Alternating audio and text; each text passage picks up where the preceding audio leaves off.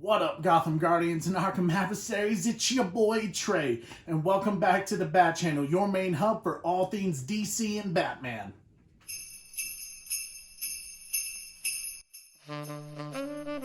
I have another really cool special giveaway for you guys. If you recall our first giveaway, it was the Victor Koo Darkseid poster that won the Zack Snyder Justice League fan poster competition. That went to our big supporter, Esforzanto Goth Dude. Thank you so much for all your support over the last few months. But now I figured holiday season's coming up, Christmas, let's do another giveaway. So this time it's going to be this Lego Batmobile that has like 342 pieces in it. It was super fun to make with my wife and I, and it has little guns that shoot, a little Joker, a little bat figure, like so fun. Something that will make the kids happy, something to do all together with the family. All you have to do to be entered in for this giveaway is share this video. If you're on Facebook, you share it to the Bat Channel, you tag us, or if you're on Twitter, just tag me at Trey Austin Music. I'll put all that information down below, and we will be picking a winner December 13th, that's a Sunday. So make sure you share this video. Thank you guys so much for your support, and happy holidays. Question. How do we call him?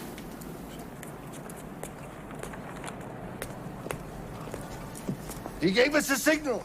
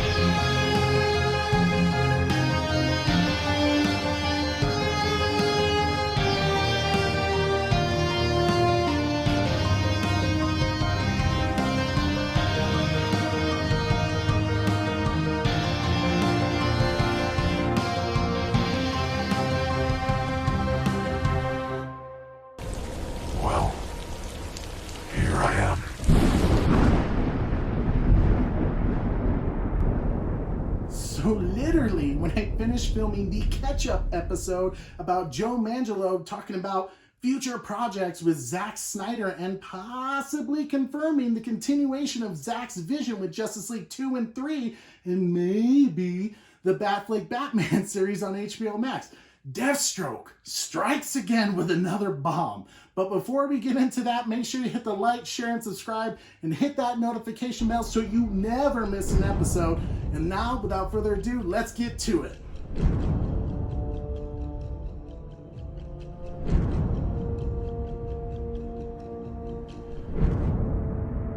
Joe Manganiello seems to be the talk of the town lately, dropping bomb after bomb, hint after hint. This time he gave us some insight on what could have been, or dare I say, what still could be.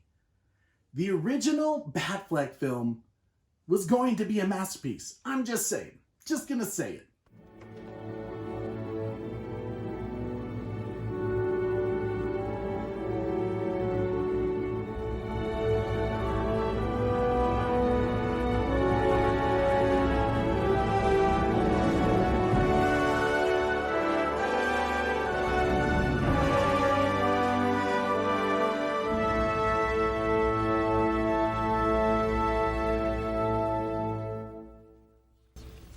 What do you think? Nice frame. Joe Manganiello did a recent interview with Yahoo Entertainment, and he reveals that Ben Affleck's movie was going to be really cool and really freaking dark and hard. Here's what he had to say about it. Now, as we all know, Slade Wilson, Deathstroke, was going to be the main villain in Ben Affleck's The Batman film. Apparently, it would have had a strong David Fincher vibe. At the time, Affleck had just starred in the director's 2012 hit, Gone Girl, which, if you haven't seen that film, It's a really cool, like, psycho thriller, and it's also, like, really funny to watch just because at that time Ben Affleck found out he was going to be in Batman v Superman, so you can see, like, a physique change in the middle of the film where he's, like, beer gut actor, and then all of a sudden ripped. You know, I even heard, like, his wardrobe person said that he was, like, screwing up all the costumes because he was, like, getting so bulky that she was like, you gotta stop, dude, like, none of your costumes are fitting anymore. Anyways, back to the Yahoo Entertainment article. At the time, Affleck had just started the director's 2012 Gone Girl and took inspiration from one of his earlier movies. There were similarities to The Game, Manganiello says, referring to the Fincher's 1997 cult favorite that starred Michael Douglas as a rich banker who loses everything overnight and then runs a dangerous gauntlet orchestrated by a shadowy organization. In the original pitch for The Batman, Ben Affleck's The Batman, Deathstroke performed a similar demolition job on Bruce Wayne's life, systematically destroying his public status as Gotham City's leading citizen and his private existence as its caped crusader. It was a really dark story in which Deathstroke was like a shark or a horror movie villain that was dismantling Bruce's life from the inside out. It was this systemic thing. He killed everyone close to Bruce and destroyed his life to try and make him suffer because he felt that Bruce was responsible for something that happened to him. Already right there, man. Like, come on.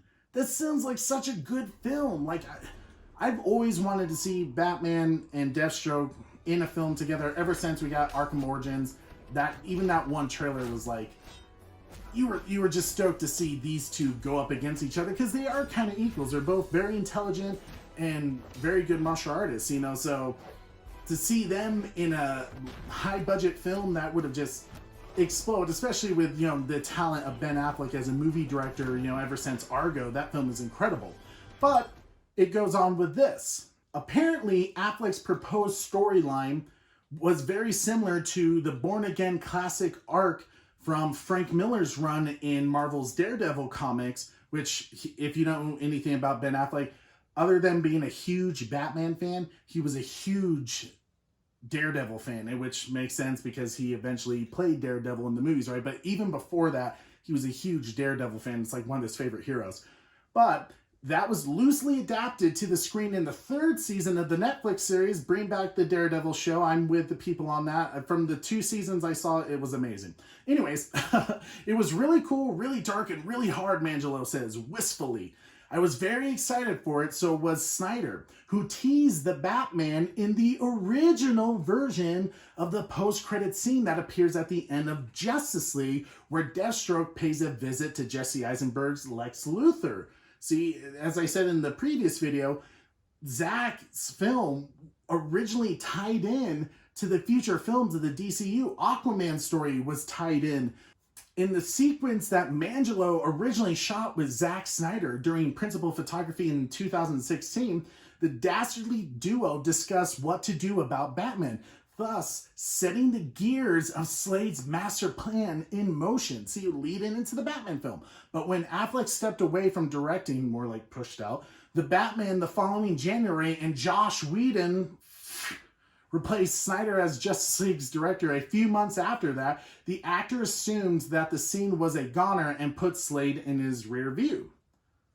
Which, obviously, we recall that they end up switching that scene into creating more of like an Injustice League sequel idea, rather than continuing on with Zack's vision of meeting Darkseid and Darkseid kind of taking over the world. Justice League decided to go with this Injustice League route with Lex Luthor and a whole bunch of other villains led by Deathstroke. Stupid. Joe goes on to say this: in the run-up to the film's theatrical release of Justice League in the fall of 2017, he found out that his scene was still in the picture, but it teased a completely different follow-up. I thought that the scene was gone, but producer John Burr called me up and said, we've reworked the scene and put it back in. Manganiello says, I was surprised as anybody. Instead of the Batman, the Lex/Slade encounter laid the groundwork for a second Justice League film, though not necessarily the one Snyder had planned. Just silly.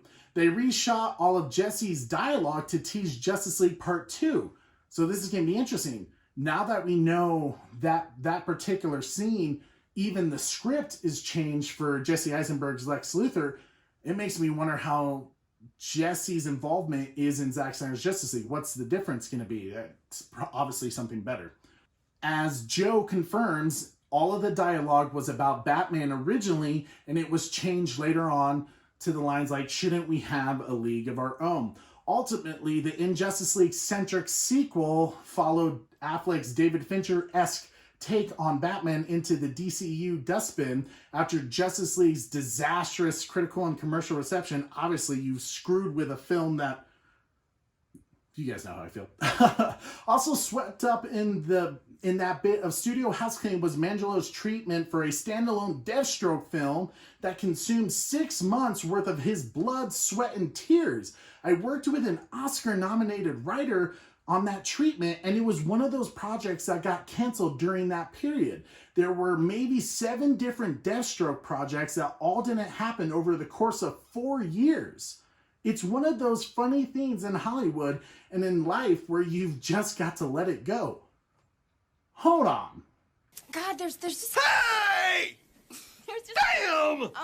Oh, heck! They were planning on doing it like a solo Deathstroke film? Oh, damn the devil!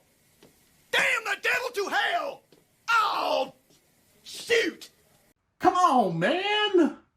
The hell? That would have been freaking awesome. I mean, they just released that animated Deathstroke film. I haven't seen it yet, so you guys will have to let me know in the comments if it's freaking awesome. But damn it! Like, I know we've seen Deathstroke, a lot of takes on him, in the cartoon shows and the animated films, and even in the CW show and in Titans. All of them have been awesome, but Joe Manganiello looked like a damn good Deathstroke. Like, he was going to be freaking awesome. You already know. You already know. But here's another funny, only in Hollywood plot twist. Manganiello's Deathstroke will live again in the Snyder Cut of Justice League that's set to premiere on HBO Max in 2021. Which, if you heard recently, Jason Killard, who is the CEO of Warner Max or Warner Media, one of those, kind of gave us a hint that Justice League is going to be coming out in a few months. A lot of us think it's going to be February. I'm hoping, I'm praying. But anyways, earlier this year, the actor tweeted a black and white picture of Slade. We've posted that one before. He looks freaking awesome, sporting his signature eye patch and a wicked new hairstyle. And he confirms to Yahoo Entertainment that the image came from new material that the director filmed for his upcoming 4-hour series. Joe says, Zach called me one day and asked, how'd you like to do it again? So I said, sure, man, I'll be there. And he told me, okay, we're getting your armor out of storage in England. I didn't realize they kept it in England. And we're going to fly it over here. Is there anything you want to do differently? That's cool that Zach is just like, man, we're doing this. What do you want to add to the character? He seems like that type of guy. Like, what do you want to do? You've already done your research on this character. I know you love it. What do you see this character doing? I love that Zach does that. Gives a lot of creative freedoms to his actors to really get into their character. Sure enough, Manganiello had all kinds of fresh ideas that he wanted to put into his last stab at Deathstroke. I think that's a messed up word. I don't think this is the last stab.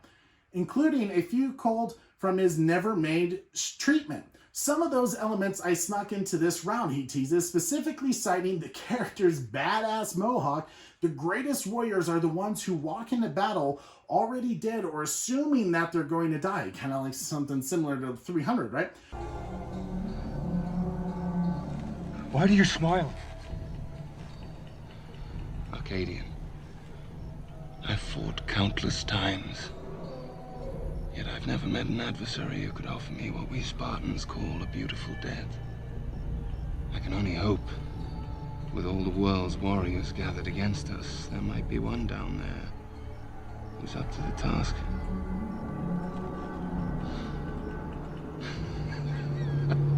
They're looking for someone who could actually kill them.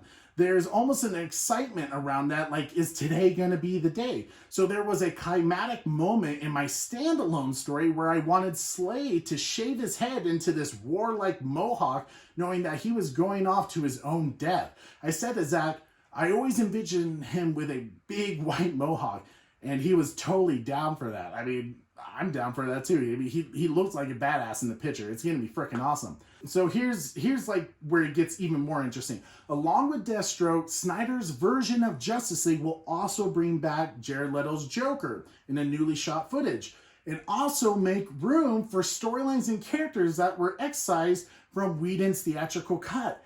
Depending on how the series is received, Manganiello has fresh hopes of reviving his standalone Deathstroke script.